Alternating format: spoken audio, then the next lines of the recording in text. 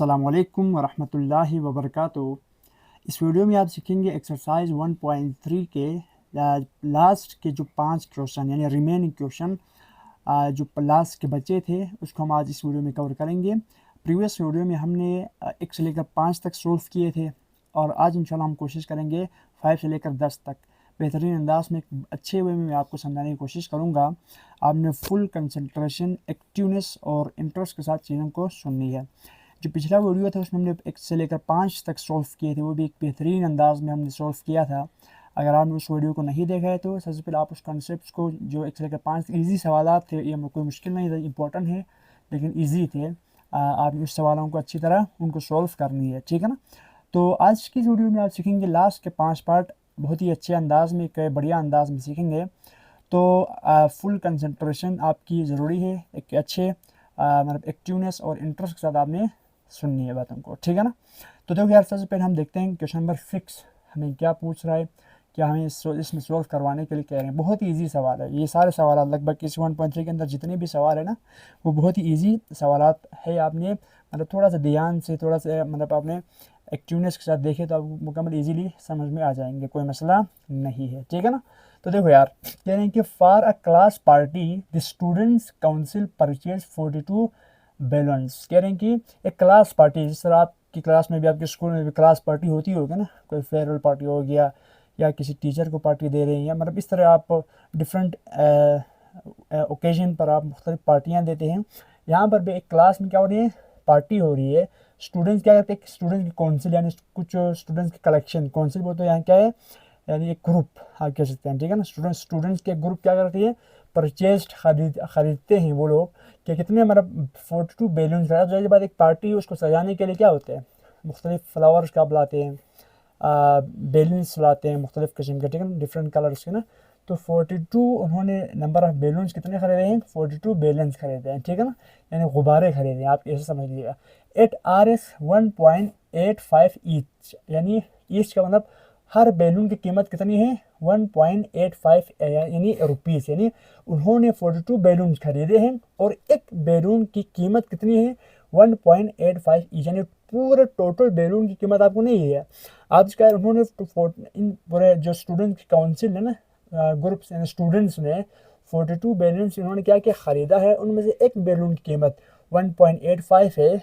ज़ाहिर बात है, बैलून सारे एक की कीमत अगर 1.85 है तो सारे बैलून की कीमत सेम होंगे। तो आपसे आगे के सवाल में क्या पूछे, what is the total amount the student council paid for balloons, ठीक है ना। यानी यार उन्होंने एक तो नहीं ख़रीदा ना, उन्होंने 42 बैलून्स ख़रीदा है। अगर एक बैलून की जो कीमत है ना, एक बैलून्स की जो बैलून की एक गुब्बारे की कीमत 1.85 है ना, तो सवाल ये पूछा कि टोटल अमाउंट स्टूडेंट्स काउंसिल ने कितने अदा की होगी इस पूरे बैलून्स को, 42 बैलून्स को ख़रीदने में उनको टोटल कितने पैसे लगे होंगे। सवाल बिल्कुल सिंपल है, ठीक है ना।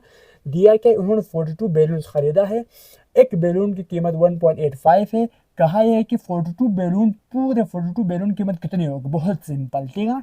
इसको करने का तरीका क्या है, देखो यार, नंबर ऑफ बैलून कितनी है, आप कहेंगे सर 42 है, बिल्कुल सही बोला। कॉस्ट पर बैलून, यानी एक पर बैलून बोलते हैं, एक बैलून की कॉस्ट कितनी है, यानी एक बैलून की जो कीमत आप कह सकते हैं, ठीक है ना। एक बैलून की कीमत कितनी है, 1.85 रुपीज़ है, ठीक है ना। तो आपको इजीली पता है यार कि अगर आपको एक चीज़ की कीमत बताओ ना, इस कंसेप्ट को जो आप कहते हैं यूनिटरी कह सकते हैं, यूनिटरी के कंसेप्ट का इस्तेमाल करके हम इसको क्या करेंगे, सॉल्व करेंगे। मैं आपको कहता हूँ यार, अगर एक पेन की कीमत ना, अब मेरे आपको कितना 10 है, तो मैं आपसे सवाल करता हूँ, मैं कहता हूँ एक पेन की कीमत 10 है, आप इसी तरह के 3 पेन खरीद रहे हैं, तो आंसर क्या आएंगे, आप कहेंगे सर 30, क्या कहेंगे, 30 आएंगे। कैसे, आप क्या किया, आपने एक पेन की जो कीमत है ना, उसको टोटल पेन के साथ मल्टीप्लाई कर दिया। एक पेन की कीमत क्या है, एक पेन की कीमत 10 है और टोटल पेन आप कितने खरीद रहे हैं, 3 खरीद, तो 10 3 से कितना हुआ, 30 रुपीज़ हुआ। सिंपल, इसका सिंपल मतलब ये हो गया, क्लियर है। इसके यूनिटरी मेथड का आप इस्तेमाल कर रहे हैं। एक चीज़, एक बैलून की कीमत गिवन है, आपने 42 बैलून की कीमत फाइंड करनी है, तो टोटल कीमत फाइंड करने के लिए आपको क्या करना होगा, मल्टीप्लाई करना होगा, किससे, एक बैलून की कीमत से टोटल नंबर ऑफ बैलून्स को मल्टीप्लाई करना होगा। सिंपल, ठीक है ना। तो टोटल अमाउंट पेड, तो इन स्टूडेंट्स ने टोटल कितने अमाउंट पेड की होगी, तो आप इसको फाइंड करने के लिए क्या करना होगा, टोटल बैलून को मल्टीप्लाई करना होगा किसके साथ, टोटल कॉस्ट पर बैलून, एक बैलून की कीमत के साथ ना आप इन दोनों को मल्टीप्लाई करेंगे तब क्या आएगा, टोटल अमाउंट पेड, जो उन्होंने ना जो स्टूडेंट्स ने टोटल अमाउंट पेड की है, उन्होंने टोटल अमाउंट अदा की है, वो कितनी होनी चाहिए, 77.70। ठीक है ना, बहुत सिंपल है यार। जैसे आपने यूनिटरी मेथड का इस्तेमाल किया, एक चीज़ की कीमत गिवन है तो टोटल इतनी चीज़ उन्होंने ख़रीदे तो उसके टोटल चीज़ की कीमत कितनी होगी, तो जस्ट मल्टीप्लाई करेंगे जस्ट, ठीक है ना।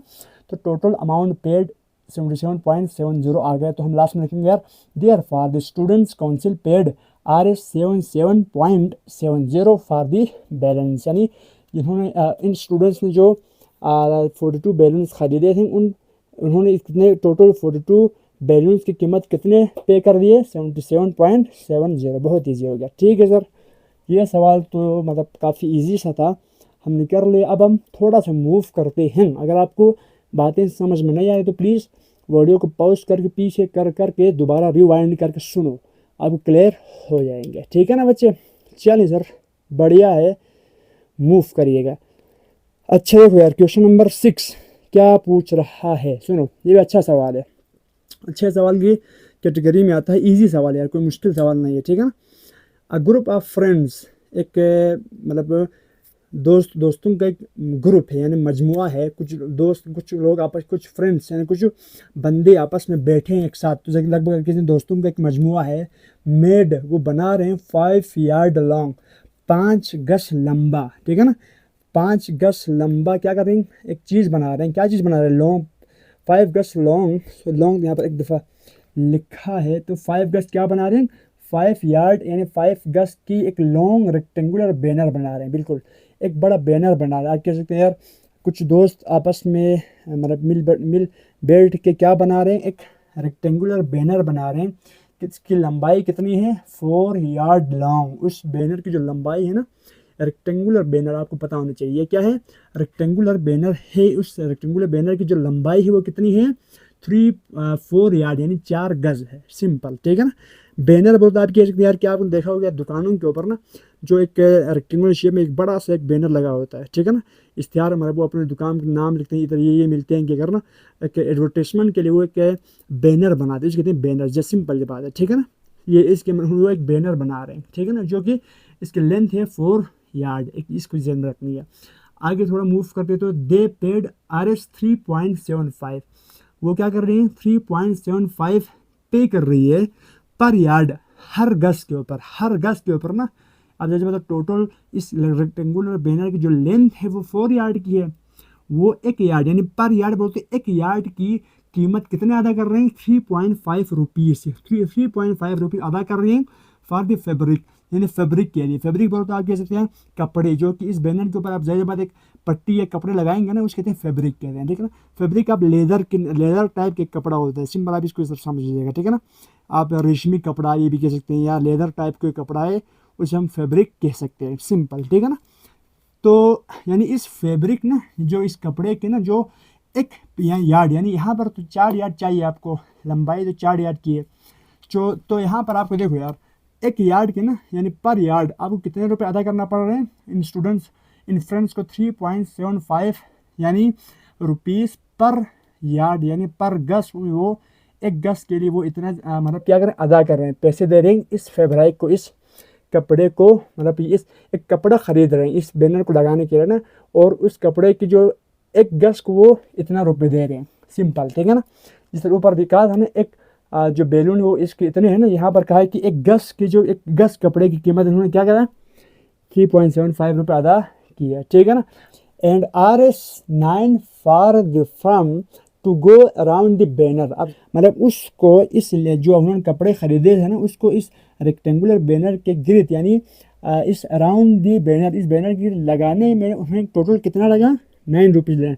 फर्म बोलो तो पायदार, यानी इसको मजबूती के साथ इस बैनर के साथ लगाने के लिए ना, वो जाहिर बात है डिफरेंट ग्लूज़ का इस्तेमाल कर सकते हैं, या कि डिफरेंट कील्स का इस्तेमाल कर सकते हैं। उन सारों की कीमत उनसे कितने लगी है आरएस, उन्होंने 9 रुपये लगी है। बस इसमें सिंपल ये बोला, इस वर्ड में क्या बोला, 9 रुपये लगी है फ्रॉम, यानी पायदारी के साथ इस जो उन्होंने कपड़े खरीदे थे ना उसको रेक्टेंगुलर बैनर के गिर्द लगाने के लिए, अराउंड बैनर गिर्द लगाने के लिए उनको 9 रुपये खर्चा आया है। ठीक है ना, आगे चलो यार, बहुत ईजी था ये तो। 10 यार्ड पेरीमीटर, और उसकी जो 10 यार्ड पेरीमीटर, टोटल पेरीमीटर वो कितनी है, 10 यार्ड है। यानी पेरीमीटर किसी कहती है, बात है। मैं आपको कहता हूँ यार, यहाँ से एक आपको एग्जांपल ये समझाता हूँ। देखो मेरे पास एक रेक्टेंगल है, आपको पता है कि रेक्टेंगल किसी कहते हैं, वो शेप जिसके अपोजिट साइड्स क्या होते हैं, आपस में इक्वल होते हैं, और वो 90, इनके चारों एंगल क्या होती है, 90 डिग्री की होती है। ये हमारे पास क्या होता है, एक रेक्टेंगल होता है।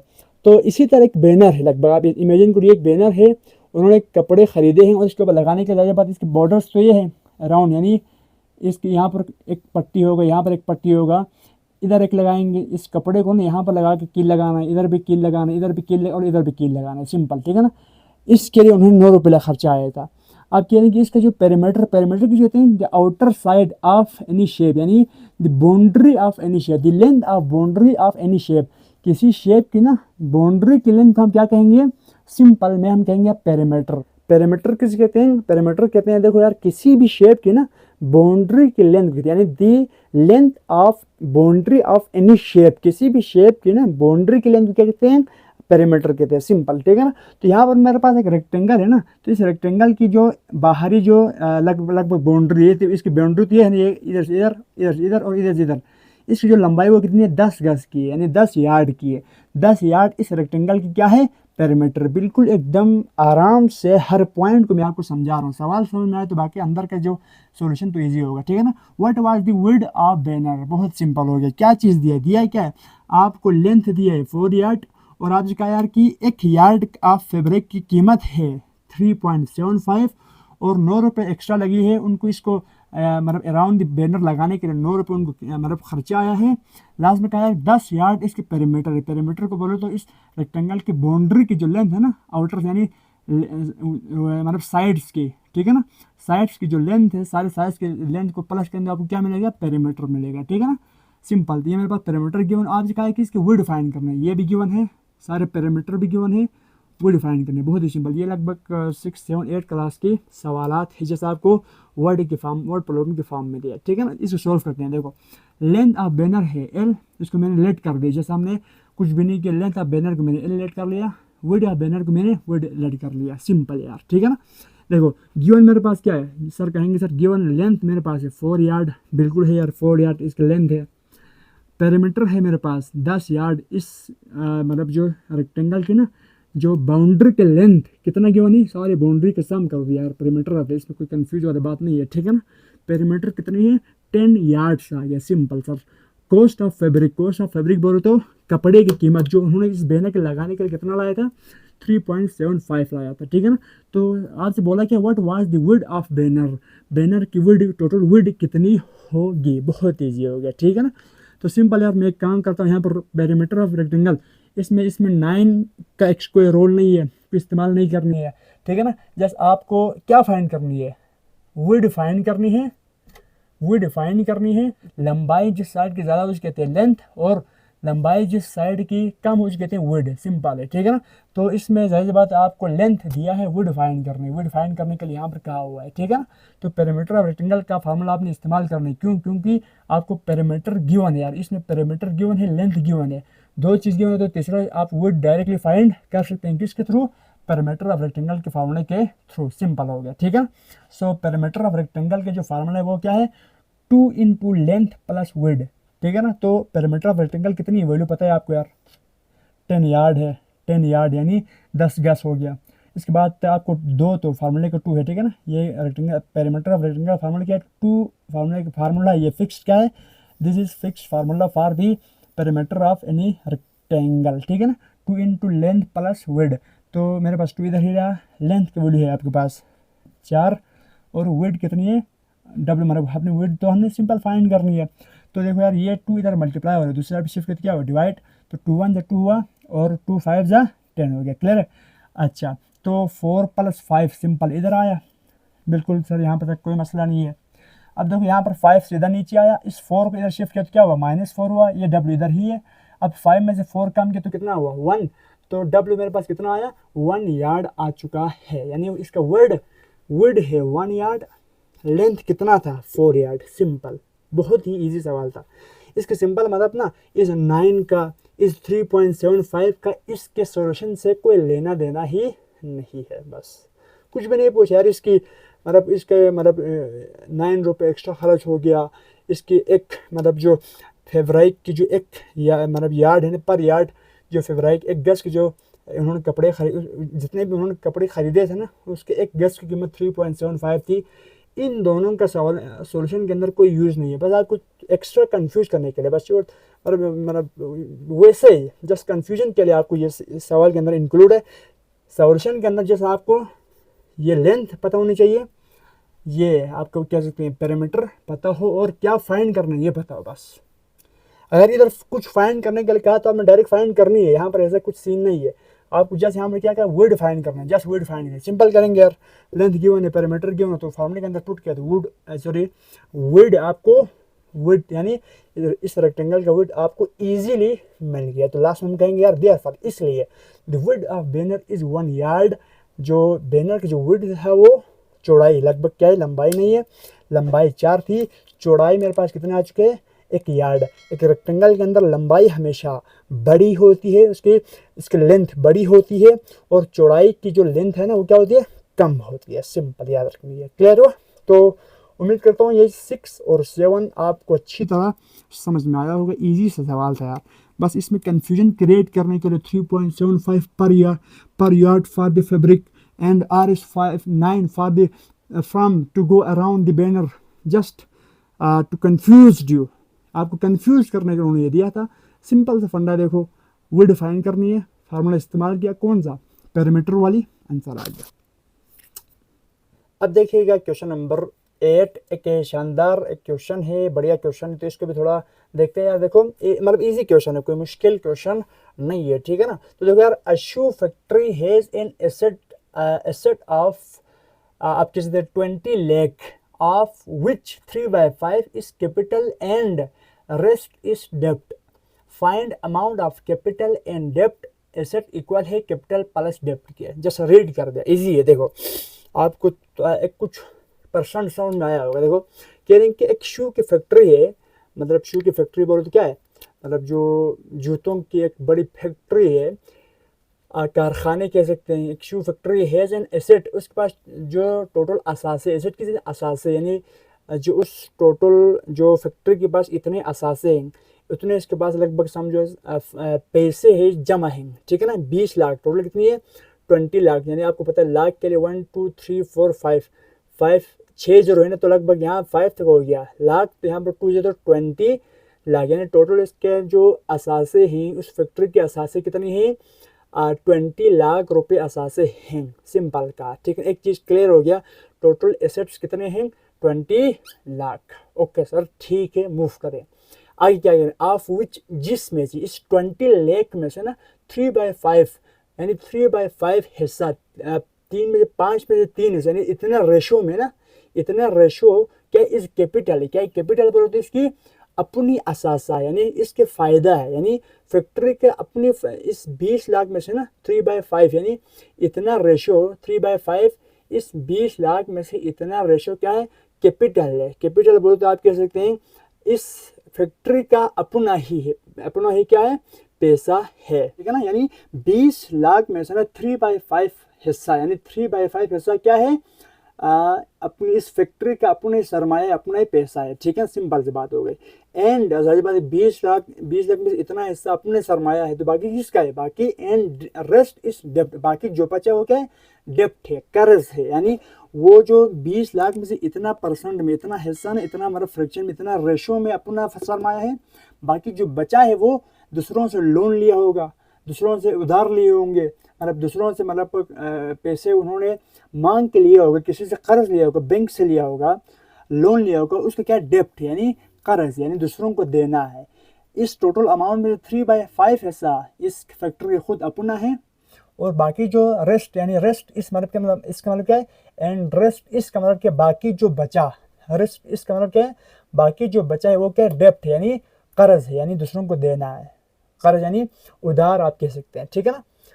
अच्छा सर यहाँ पे क्लियर हो गया, टोटल असेट इतना है और कैपिटल इन रेशियो, इस टोटल में से ना इस फैक्ट्री की जो कैपिटल है वो क्या है 3/5 है, बस बिल्कुल हो गया, सही हो गया सर।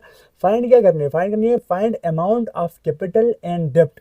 कैपिटल एक तो आपको यहाँ पर रेशियो में दिया, टोटल अमाउंट तो यहाँ पर दिया था, फैक्ट्री का जो टोटल एसेट्स है असासा है वो आपको यहाँ पर दिए, आपको यहाँ पर रेशियो में दिया है कैपिटल, किसकी कैपिटल, इस टोटल मतलब जो असासे में से आप इस फैक्ट्री की जो कैपिटल है या सरमाया है वो आप किस में दिया, रेशियो में दिया है। आपसे क्या फाइंड करने के लिए कहा है, इसने रेशियो में दिया, इसको कीमत यानी अमाउंट फाइंड करनी है, किसकी, कैपिटल की, और दूसरा किसकी अमाउंट फाइंड करनी है, डेप्ट यानी कितना इस मतलब फैक्ट्री का सरमाया अपना है और कितना इसका कर्ज है, दो चीज़ फाइंड करनी है, बहुत ईजी हो गया। तो हम यहाँ पर लिख लिया, सबसे पहले देखो यार, पहले हमने ये लिख लिया फॉर अमाउंट ऑफ कैपिटल, क्या लिखा, फॉर अमाउंट ऑफ कैपिटल करके हमने लिख लिया। आपको पता यार कि कैपिटल की जो अमाउंट है वो किसके इक्वल है, आपको उन्होंने बताया हुआ 3/5 ऑफ 20 लाख, 20 लाख में से ना 3/5 ऐसा क्या है, कैपिटल है। तो आपको इजीली पता चल गया, यहाँ से आप खुद सोच के ये लिख सकते हैं। देखो कैपिटल कितनी है आपके पास, कैपिटल उन्होंने बोला है 3/5 हिस्सा, कितने में से, 20 लाख में से। सर कितने में से 3/5 हिस्सा, आप कहेंगे सर 20 लाख में से, तो इसका जस्ट कैपिटल फाइंड करने का फॉर्मूला क्या है, आपको रेशियो है 3/5 ऑफ मतलब क्या होते हैं, मल्टीप्लाई, आपको पता है 3/5 ऑफ 20 लाख, तो जाहिर सी बात है ऑफ मतलब मल्टीप्लाई हो गया, तो 3/5 हिस्सा कितने में से, 20 लाख में से, तो 3/5 मल्टीप्लाई बाय 20 लाख, तो 5 1 5 हो गया, ठीक है ना, 5 4 20, 5 कितना हुआ, 5 4 कितना हुआ 25, इसको मतलब ये डिनोमिनेटर में ये न्यूमिनेटर आप कैंसिल आउट कर सकते हैं, कोई मसला नहीं है यार। 5 4 20 हो गया, तो ये 5 0 0 5 0 0 5 0 0 5 0 0 5 0, ये सारी बाकी सारे जीरो नीचे आए, 5 4 20 हुआ, ठीक है सर, बहुत ही ज़बरदस्त हो गया, यहाँ तक बिल्कुल क्लियर है। अब नीचे तो ख़त्म हो गया डिनोमिनेटर में, ऊपर बच गया 3, इधर बच गया था, इधर क्या बचा 44 लाख बच गया, इधर क्या बचा 4 लाख बचा, ठीक है ना। तो जाहिर बात इस 4 लाख इस तरीके से हमने किया हुआ 12 लाख, यानी अब इस 4 3 12 हो गया, बाकी सारी जरूरत 5 5 की जरूरत सीधे नीचे सीधा आएगा, आपको पता है, ठीक है ना, क्योंकि ये भी ऊपर है ना, ऊपर ये 4 लाख है वो इस 3 के साथ मल्टीप्लाई वो क्या बनेगा 12 लाख बनेगा। बिल्कुल सर, यहाँ तक बिल्कुल समझ में आया।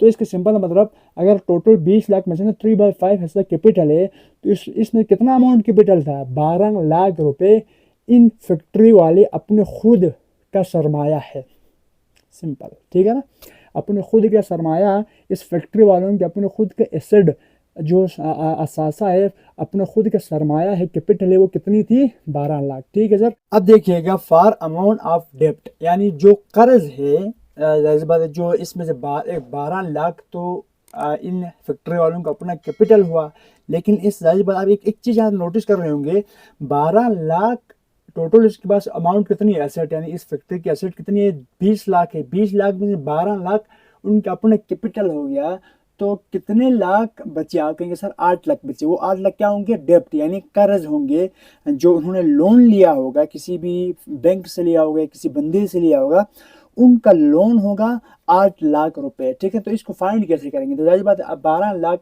टोटल 20 लाख है, इसमें 12 लाख कैपिटल हुआ, इस फैक्ट्री वालों का अपना असासा हुआ, अपना जो सरमाया हुआ वो 12 लाख है, बाकी इसमें कितने बचे, आप कहेंगे सर 8 लाख बचे, 8 लाख क्या होना चाहिए, कर्ज होनी चाहिए, ठीक है ना। कैसे फाइंड करेंगे, इसका प्रोसीजर क्या होना चाहिए, देखो अच्छी तरह आपको ये भी आना चाहिए, फॉर अमाउंट ऑफ डेप्ट, जो डेप्ट के जो अमाउंट यानी कर्ज जो किसी दूसरे या तीसरे बंदों से बैंक से लिया था, जो उस डेप्ट की बात कर रहे हैं, ठीक है ना, उसको फाइंड करने का तरीका क्या है, टोटल एसेट है ना, उसको उसमें से सब्ट्रैक्ट करो किसको, कैपिटल को। जाहिर बात है आपके पास जो टोटल एसेट है, जो एसेट बोलते हैं असासा, एक बैंक सॉरी इस फैक्ट्री के ना जो टोटल असासा है वो 20 लाख रुपए है, उसमें 12 लाख रुपए अपनी मालियत है, अपनी सरमाया है, तो जाहिर बात है आपने डेप्ट फाइंड करना होगा, क्या करना होगा 20 लाख में से 12 लाख को सब्ट्रैक्ट करना होगा, सिंपल सी बात है। तो डेप्ट मेरे पास क्या होगा 20 लाख में से सब्ट्रैक्ट किया 12 लाख को, तो सिंपल मेरे पास कितना है 8 लाख है, 8 लाख। सिंपल इजी है, देखो यार 20 लाख आपको पता है यार 5 0 आता है, तो 12 के बाद 5 जीरो होती है, 12 लाख हो गया। यहाँ पर 20 लाख, लाख के अंदर 5 जीरो, 1 2 3 4 5 हो गया। तो यहाँ पर क्या है 20, तो 20 लाख, 20 लाख में से 12 का सब्ट्रैक्ट किया तो 8 लाख आप वो क्या देंगे यानी डेप्ट यानी कर्ज मतलब उनके ऊपर चढ़ा हुआ है लोन, आगे उन्होंने देनी है। मतलब 8 लाख रुपए उनके टोटल असासे में 8 लाख रुपए वो कर्ज देनी है या इनका लोन के पैसे हैं, और 12 लाख रुपए अपना सरमाया है इन फैक्ट्री वालों का। अच्छा सवाल है, मतलब इजी सवाल था, कोई मुश्किल इसमें बात नहीं कही है, सिंपल था, ठीक है ना। मूव करते हैं, बहुत ईजी है। इजी से एक और सवाल है, बहुत ही प्यारा सा एक सवाल है। मतलब इसमें एक आपको प्रश्न सॉरी टेम्परेचर का इन्वॉल्वमेंट इसके अंदर आज का सेल्सियस में दिया है, इसको फ़ारेनहाइट और केल्विन में कन्वर्ट करने। इसका जो मेन समरी थीम है आप ये कह सकते हैं। इस सवाल का थीम क्या है, एक जगह का नाम, एक जगह का जो टेम्परेचर आपको सेल्सियस में दिया है उसको फ़ारेनहाइट और केल्विन में कन्वर्ट करनी है, दो चीज़ करनी है, बस सिंपल है, ठीक है। देखो इसको हम थोड़ा रेडी करते हैं। वर्ल्ड का जो lowest temperature in past 100 years, पिछले 100 सालों में ना, पिछले 100 सालों में जो दुनिया का सबसे जो कम तरीन टेम्परेचर है, जो मतलब डिग्री हो गया टेम्परेचर है, वो कितनी रिकॉर्ड वास रिकॉर्ड वो देखा गया, रिकॉर्ड किया गया है। टू बी कितना रिकॉर्ड किया, -89.2 डिग्री सेल्सियस, यानी इतने डिग्री सेल्सियस रिकॉर्ड किया गया है 100 साल के दरमियान। एक पिछले 100 साल में जो दुनिया का सबसे लोवेस्ट तरीन कम तरीन जो टेम्परेचर देखा गया है, रिकॉर्ड किया गया है, वो कितना है, -89.2 डिग्री सेल्सियस है। इट कहाँ पर देखा गया है, वो स्टोक में देखा गया है, जो कि क्या है, एक जगह का नाम है वो स्टोक, जो कि एंटार्क्टिका, यानी एंटार्क्टिका एक बरियाज़म यानी एक कंटिनेंट। आपको पता है यार कि 7 कंटिनेंट है, जिस तरह कंटिनेंट किसी बरियाज़म हो गया, जैसे 7 कंटिनेंट हमारे एक हो गया, अफ्रीका हो गया, एशिया हो गया, ऑस्ट्रेलिया होगा, ये डिफरेंट कंटिनेंट्स का नाम। इसी तरह एक कंटिनेंट का नाम क्या है, एंटार्क्टिका, एक कंटिनेंट बरियाज़म का नाम है। एक ये क्या है, the coldest continent of the world, दुनिया के सबसे ठंडा तरीन कंटिनेंट इसको माना जाता है। इसके अंदर एक जगह का नाम है वोस्टोक, इसके मतलब वोस्टोक है कैसे, ये जगह का नाम है, ये लगभग आप इसको इस तरह समझिए। देखो ये रशिया का ना एक रिसर्च स्टेशन इस वोस्टोक के अंदर शामिल है मौजूद, यानी वोस्टोक स्टेशन बहुत मशहूर, यानी एक रिसर्च स्टेशन रशिया का इसके अंदर है, वोस्टोक के अंदर, ठीक है ना। वहाँ पर उन्होंने टेम्परेचर देखा तो जो दुनिया के सबसे पिछले 100 साल में सबसे कम तरीन टेम्परेचर कितना था, -89.2 डिग्री सेल्सियस था। किस जगह पर, वोस्टोक, जो कि एंटार्क्टिका के अंदर आता है, सिंपल। अच्छा सर, यहाँ तक बिल्कुल सही है। अच्छा, किस डेट पर देखा गया है, ऑन जुलाई 21 1983 को, यानी 21 जुलाई 1983 को ये मतलब टेम्परेचर नोट किया है यार कि सबसे दुनिया का कम तरीन जो टेम्परेचर है इधर देखा गया है। सिंपल करने के लिए क्या है, कन्वर्ट करो इस डिग्री या किस में दिए, सेल्सियस में दिए, इसको फ़ारेनहाइट और केल्विन में कन्वर्ट करनी है। आपको पता है यार कन्वर्ट करने का, पता है एग्जांपल में आप कहूँ तो आपने टाइम का यूनिट क्या होता है, सेकंड भी होता है, मिनट भी होता है, और भी होता है ना। आपको और सेकंड में दे सकते हैं या और में देंगे, उसको आप कह सकते हैं कि सेकंड में कन्वर्ट करो, मिनट में कन्वर्ट करो, ये कह सकते हैं ना। तो इसी तरह यहाँ पर देखो यार, आपके पास सेल्सियस में दिया आज का यार कि फ़ारेनहाइट और केल्विन में कन्वर्ट करो, तो इजीली आप कर सकते हैं। तो उन्होंने आपको कन्वर्ट करने का फार्मूला भी यहाँ पर दिया है। तो देखो, convert this temperature into Fahrenheit and kelvin scales. आपने क्या करना है, इस टेम्परेचर को फ़ारेनहाइट और केल्विन में कन्वर्ट करनी है, ठीक है ना। फ़ारेनहाइट में कन्वर्ट करने के लिए फार्मूला ये दिया है, केल्विन में कन्वर्ट करने के लिए फार्मूला ये दिया है। बहुत ईजी सा आपको फार्मूला भी साथ दिया हुआ है, ठीक है ना। देखो ये कौन सा फार्मूला है, जब आपको एक टेम्परेचर सेल्सियस में दिया हो तो फ़ारेनहाइट में कन्वर्ट करने का फार्मूला क्या है, मैं एक दफ़ा रीड कर रहा हूँ, सुनो। F = 9/5 सेल्सियस प्लस 32, यानी सेल्सियस की वैल्यू को इधर पुट करो तो आपको फ़ारेनहाइट में कन्वर्ट हो जाएंगे, बिल्कुल सिंपल। इसी तरह अगर आपने अगर आपको कोई एक टेम्परेचर सेल्सियस में दिया हो उसको केल्विन में कन्वर्ट करें तो क्या होगा, K = डिग्री सेल्सियस प्लस 273। ये फिक्स्ड फार्मूला है, अनचेंजेबल फार्मूला है, इसको अपने जहन के किसी कोने में फिट कर लीजिएगा, ठीक है ना। Celsius to Fahrenheit, Celsius to Kelvin, ठीक है ना। अब हम इसको थोड़ा बारी बारी इसका आंसर तक पहुंचने की कोशिश करते हैं।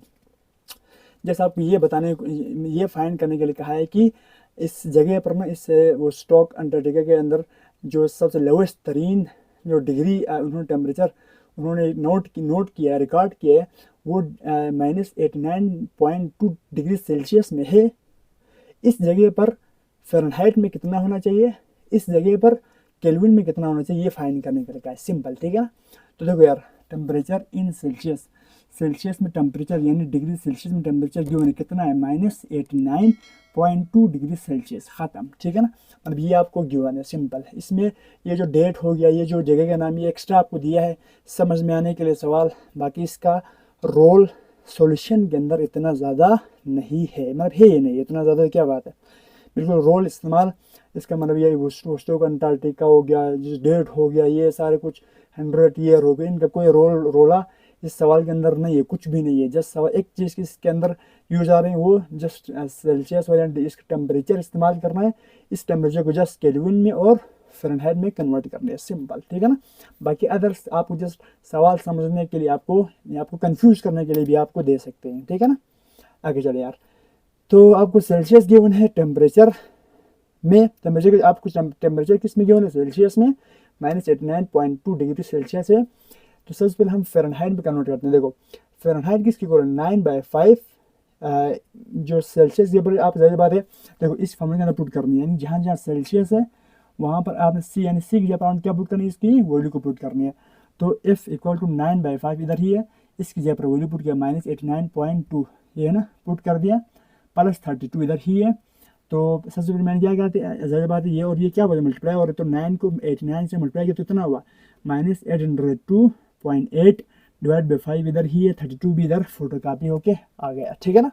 अब देखो इन दोनों को डिवाइड किया, 802 यानी 802.5 को मैंने डिवाइड किया 5 के साथ, तो कितना आया, -106.56 +32 इधर ही है, इन दोनों को प्लस माइनस किया तो -128.56 डिग्री फ़ारेनहाइट, ठीक है ना।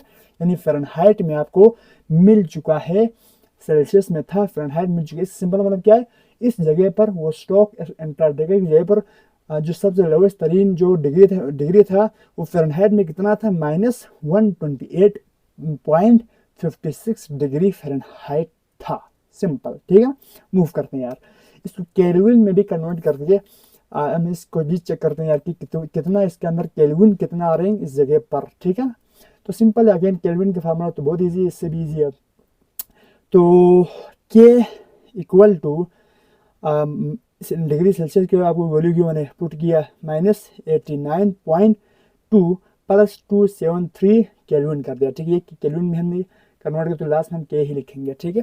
तो एक दफ़ा चलो इसको रिपीट कर दो, कोई मसला नहीं, एक दफ़ा चलो भूल के लिखा है, बस इस तरह लिखा है, चलो छोड़ो, ठीक है ना। तो सिंपल ये सीधा इधर नीचे लिखा, इसके बाद इन दोनों को प्लस माइनस किया, कितना हुआ, K = 183.85 केल्विन, 8 केल्विन, यानी सिंपल मतलब क्या है, 8 Vostok Antarctica on this date the temperature is recorded, the lowest temperature is recorded 183.8 क्या, केल्विन, ठीक है। आप इसको लास्ट में ये भी लिख सकते हैं, इसको थोड़ा डिटेल में लिख सकते हैं यार कि हाँ यार इस जगह पर जो सबसे लोवेस्ट टेम्परेचर केल्विन में इतना आ रहे हैं, हाँ इस जगह पर सबसे लोवेस्ट टेम्परेचर फ़ारेनहाइट में इतना आ रहे हैं, आप इसको लास्ट में भी लिख सकते हैं। ये था दो बहुत ही शानदार से क्वेश्चंस, मतलब इजी सा, बहुत ही इजी सा।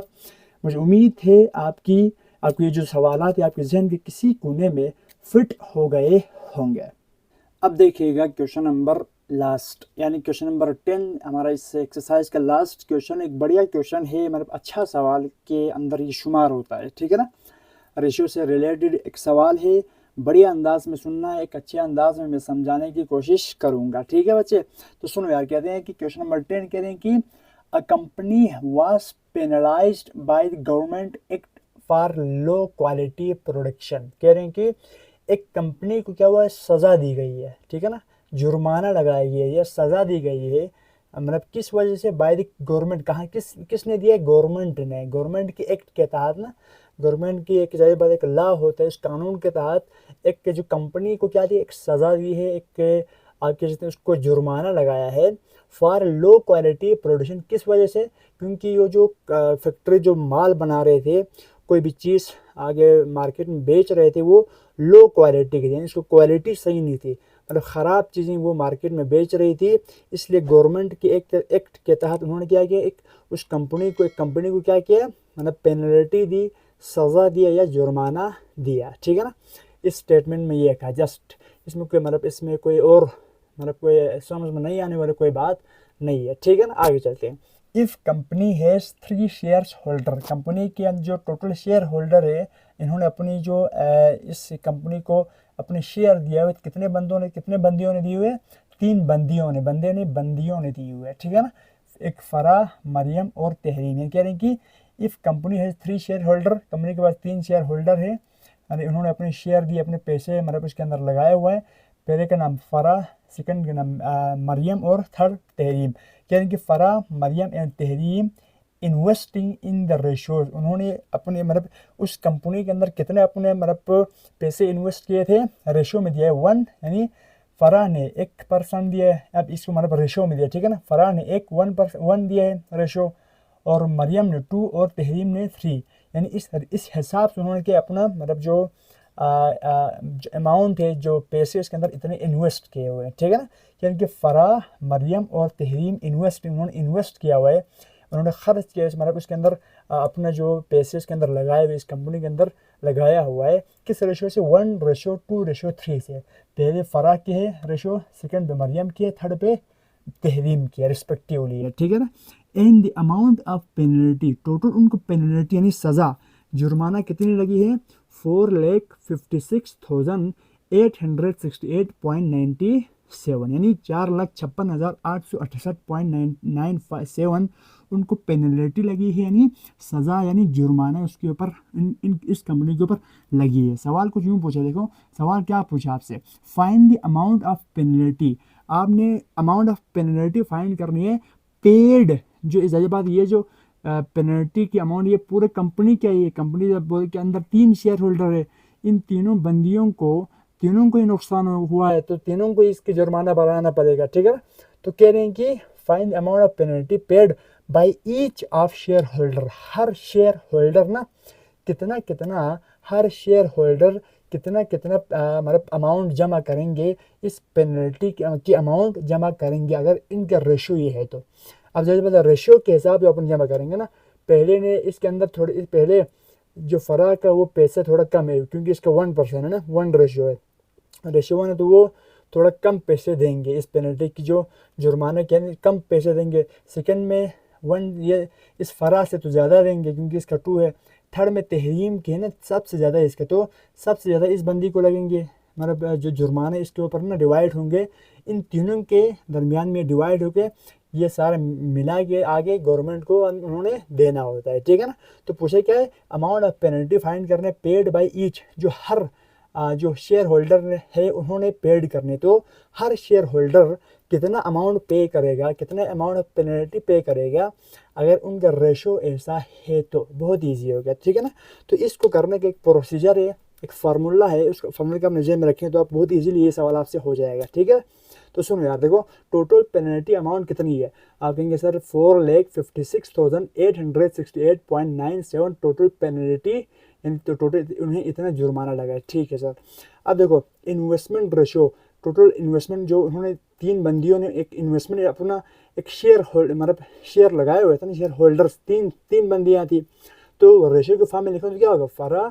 मरियम और तहरीम, ये 3 बंदियाँ मतलब इन्होंने अपना रेशो इसके अंदर डाला हुआ है, तो इन्वेस्टमेंट रेशो फराह, मरियम और तहरीम है। ठीक है, तो इन्वेस्टमेंट रेशो कितना हुआ, यानी जब इसको मैं अगर इनके रेशो फॉर्म में लिखूँ तो क्या होगा, 1, फराह का 1, मरियम को 2 और तहरीम का 3, ये एक रेशो आपको गिवन है। ठीक है ना, तो जाहिर बात है जब आपको जब भी इस तरह के सवाल आए कि एक 3 बंदियां हैं, उसका 3 एक रेशियो गिवन है और आप कह रहे हैं कि एक अमाउंट है, उसको तीनों में कैसे डिस्ट्रीब्यूट होगी, जब भी आपको इस तरह के कोई सवाल दिखाई दे तो आपने करना क्या है, इनके रेशियो को सम करनी है। फार्मूला बता रहा हूँ, बहुत ही बढ़िया एक तरीका है, इसको आपने बिल्कुल अच्छी तरह यहाँ से सीख के जानी है। ठीक है ना, टोटल रेशो, इनके रेशो को क्या करनी है, सम करनी है, 1 2 3, यानी 1 + 2 + 3, इनके रेशो क्या करनी है, सम करनी है। तो टोटल रेशो कितना आया, 6 आया। किया कुछ भी नहीं है। जब भी आपको इस तरह के सवाल, इस लुक में सवाल दिखाए थे ना, तो आपने करना है कि जितने भी आपका रेशियो इन तीनों रेशियो को 3 हो 4 हो जितने भी, उन सबको क्या करनी है, सम करनी है। 1 + 2 + 3 कितना आया टोटल, यानी सम ऑफ रेशियो मेरे पास क्या है 6 आया। ठीक है ना, सम ऑफ रेशियो क्या आया 6 आया। ठीक है ना, इसको मैंने फार्मूले के अंदर यूज करनी है, तो इसको अच्छी तरह आपने समझना है। ठीक है ना, फाइंड करना है कि फराह को जो पेनल्टी अमाउंट लगेंगे वो कितना लगेगा, मरियम को पेनल्टी अमाउंट लगेंगे वो कितना लगेगा, और तहरीम को जो पेनल्टी जो अमाउंट हमारे को उसको देना पड़ेगा वो कितना देंगे। उसके लिए आपने अच्छी तरह बातों को सुननी है। देखो आपको पता है यार कि जो फराह का जो रेशियो है वो 1 है, मरियम का है 2, और मैडम तहरीम का है 3। ठीक है ना, इन तीनों का हमने इस्तेमाल करना है, और इस सम ऑफ रेशियो का भी इस्तेमाल करनी है। ठीक है ना, देखो फराह पेनल्टी अमाउंट, फराह को कितना पेनल्टी टोटल इतना है, इसमें से फराह को कितना पेनल्टी जुर्माने के अमाउंट भरने पड़ेंगे अगर उसका रेशियो 1 है तो। बहुत ईजी है, सुनो। फराह पेनल्टी अमाउंट को फाइंड करने के लिए फराह अपना जो रेशियो है, अपना जो रेशियो उसको डिवाइड करो टोटल रेशियो के साथ। टोटल रेशियो क्या है, फराह का अपना रेशियो 1 है, टोटल रेशियो क्या है 6 है, तो 1/6 कर दिया, और मल्टीप्लाई करना है टोटल अमाउंट से। टोटल अमाउंट कितनी है 4,56,868.97। बहुत ईजी हो गया। ठीक है ना, जब भी आपको ऐसा केस आए, इस बंदी का अलग, इस बंदी का अलग, और इस बंदी का हम अलग अमाउंट फाइंड कर रहे हैं, और फराह पेनल्टी अमाउंट फाइंड करने के लिए क्या करना होगा, फराह का अपना रेशियो को टोटल रेशियो के साथ, सम ऑफ रेशियो के साथ डिवाइड करो और मल्टीप्लाई करो टोटल अमाउंट के साथ, फिट कर लेंगे। ठीक है ना, तो क्या हुआ, फराह का जो पेनल्टी अमाउंट वो कितना देंगे, सिंपल क्या करनी है, जस्ट उसका अपने रेशियो को टोटल रेशियो से डिवाइड करनी है और टोटल अमाउंट से क्या करनी है, मल्टीप्लाई करने है जस्ट। तो आप इसको 4,56,868 पॉइंट समथिंग को 1 से मल्टीप्लाई किया तो यही रहेगा, इसको 6 से डिवाइड किया तो 76,144। इसको क्या करना पड़ेगा, पेनल्टी अमाउंट देना पड़ेगा, सिंपल। यानी जो फराह है वो कितना अमाउंट देंगे, 76,144 रुपये जमा करेंगे। ठीक है ना, इसकी जुर्माना देने के लिए। अब ये तो फराह की हो गई। अब मरियम के बाद ये मरियम, देखो मरियम पेनल्टी अमाउंट 2/6 क्यों लिखे, मरियम का अपना जो रेशियो है 2 और टोटल रेशियो है 6, यानी आपने अपने रेशियो को टोटल से डिवाइड करना है और टोटल अमाउंट से मल्टीप्लाई करना है, तो आपको क्या मिलेगा, इस बंदी का अलग, इस बंदी का और इस बंदी का अलग अलग आपको अमाउंट मिलेंगे, सिंपल है। ठीक है ना, तो अपना ratio, total ratio multiply by total amount, इसको इसके साथ मल्टीप्लाई करो और इसके साथ डिवाइड करो तो आपको डायरेक्ट आंसर ये मिलेंगे, सिंपल। ठीक है ना, कैलकुलेटर के काम में इधर से आ गया, तो बस समझना आपने यार करना क्या है, कैसा प्रोसीजर कैसे होगा। इसके बाद लास्ट में तहरीम पेनल्टी अमाउंट, तहरीम का जो पेनल्टी अमाउंट है वो क्या होना चाहिए, तो तहरीम का अपना अमाउंट जो रेशियो है 3 है, तहरीम का अपना रेशियो है 3 और टोटल रेशियो है यानी सम ऑफ रेशियो है 6, तो 3/6 अपना ratio, total ratio multiply by total amount, यानी जो टोटल पेनल्टी उससे मल्टीप्लाई करना है, क्योंकि वो पेनल्टी के लिए पैसे भर रहे हैं ना, इस बंदे को इतना, इसको इतना और इसको इतना। तो जब आप इसको इससे मल्टीप्लाई करो, जो आंसर आते हैं उसको 6 से डिवाइड करेंगे तो क्या आएगा, सिंपल ये आएगा, या 3 1 3 3 2 6 करो, या इसके बाद आप इसको इस 2 से डिवाइड करो तो आपको सिंपल ये मिलेगा। जो आपका मन करे इसी तरह कर लीजिएगा, मतलब सिंपल क्या हो गया। अब देखो टोटल इतने थे और इन तीनों के जो शेयर होल्डर्स थे उनका रेशियो 1 2 3 थे, तो सबसे पहले आपने करने क्या है, सम ऑफ रेशियो 6 करना है और इस बंदे का अलग निकालने के लिए अपना ratio divide by total ratio multiply by total amount, ये करेंगे तो ये बंदी, इस बंदी का आप ये इतना मतलब अमाउंट देंगे, और इसके करना है तो अपना और total multiply by total amount करनी है, तो इसका इतना निकल के और इसका इतना निकल के आ गया। तो अच्छा सवाल है, बेहतरीन सवाल है, बढ़िया। आपसे एक ज़बरदस्त तरीके से आपसे पूछा यार कि एक कंपनी को इतना मतलब जुर्माना लगा है, उसके अंदर 3 शेयर होल्डर है, नंबर 1 पे थी फराह, नंबर 2 पे मरियम और नंबर 3 पे क्या है, तहरीम। सबसे ज़्यादा इसमें इन्वेस्टमेंट किसने किया, तहरीम ने किया। तहरीम की 3 यानी रेशो में 3 है, यानी सबसे ज़्यादा इन्वेस्टमेंट तहरीम ने की, इसके बाद मरियम ने की, इसके बाद फराह ने की है। तो इसीलिए ना ज़ाहिर बात, जिसका इन्वेस्टमेंट ज़्यादा होगा उसको पैसे भी ज़्यादा देना पड़ेगा। आप चेक करो यहाँ, इसको 2 लाख 28,443 रुपये जुर्माने में से देना पड़ेगा। इसको मैडम मरियम को देना पड़ेगा 1,52,289.66 इधर अदा करना पड़ेगा पेनल्टी अमाउंट, और इसको जो इसका रेशोवन था ना उसको 76,144.83 पेनल्टी अमाउंट देना पड़ेगा। सिंपल, ठीक है। तो यहाँ तक हुआ हमारे एक्सरसाइज 1.3 बढ़िया अंदाज में। मुझे उम्मीद है आपको आज की इस वीडियो के जो 5 सवालात थे वो अच्छी तरह समझ में आया होगा। अगर फिर भी कोई मसला, कोई डाउट रहा तो आपने कमेंट सेक्शन में कमेंट करके ज़रूर पूछनी है। और दूसरी बात ये कि यार आप चीज़ों को एक अच्छी तरह से पहले कंसंट्रेशन, फुल इंटरेस्ट और एक्टिवनेस के साथ सुनो। अगर बातें समझ में नहीं आए तो दोबारा वीडियो को पॉज करके पीछे करके देखो, दोबारा सुनो और बार बार सुन के एनालाइज करने की कोशिश करो, ठीक है ना। इसके बाद आपने खुद से सफिशिएंट प्रैक्टिस करनी है। ऐसा नहीं कि बस आपने एक दफ़ा सुन लिया, बस आपने ऐसा नहीं सोचना है कि बस मेरा सारा काम हो गया, ऐसा नहीं है। आपने अभी एक दफ़ा सही तरह सुना, समझ में आया तो खुद से अच्छी तरह प्रैक्टिस करना है। जब तक आप खुद से इसकी प्रैक्टिस नहीं करोगे आपको थोड़ा डिफ़िकल्ट होगा, कल भूलेंगे, परसों भूल जाएंगे, फिर आपको एक अजीब सा आपको मतलब एक परेशानी होंगे। तो प्लीज़ आपने करने क्या है, जो आप यहाँ पर समझ में आया है उसको सबसे पहले समझो अच्छी तरह। इसके बाद सवालों को खुद से ट्राई करके सॉल्व करने की कोशिश कीजिएगा। तो एक्सरसाइज 1.3 के क्लोज होने पर आपको सुना रहा हूँ 4 बहुत ही शानदार से लाइनें, बहुत ही गहराई वाली, बहुत ही मतलब सुपर से भी ऊपर लेवल की 4 लाइनें, ठीक है ना। सुनिएगा यार। कहते हैं यार कि जो हो गया उसे सोचा नहीं करते, जो हो गया उसे सोचा नहीं करते, जो मिल गया उसे खोया नहीं करते। कामयाबी उन्हें हासिल होती है, कामयाबी उन्हें हासिल होती है जो वक्त पर हालात पे रोया नहीं करते, जो वक्त पर हालात पे रोया नहीं करते। एक दफ़ा और समाप्त फरमाइएगा। कहते हैं यार कि जो हो गया ना उसे सोचा नहीं करते, जो मिल गया उसे खोया नहीं करते। कामयाबी उन्हें हासिल होती है जो वक्त पर हालात पे रोया नहीं करते। Thank you so much. ज़िंदगी में पढ़ते रहिएगा, आगे पढ़ाते रहिएगा, और अपनी स्ट्रगल को, अपनी कोशिश को एक अच्छे अंदाज में, एक नेक नियति के साथ आपने जारी व सारी रखना है। इंशाल्लाह कामयाबी आपकी मुकद्दर होगी।